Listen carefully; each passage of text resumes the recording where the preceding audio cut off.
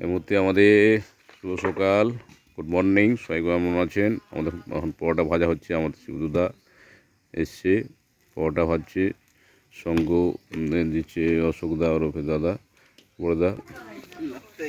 পরোটা হচ্ছে ধনে পাতা দিয়ে, টমেটো দিয়ে পরোটা হচ্ছে।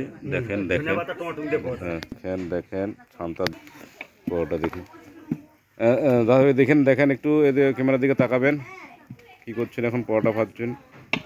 আচ্ছা, রাজু আছে, হোক।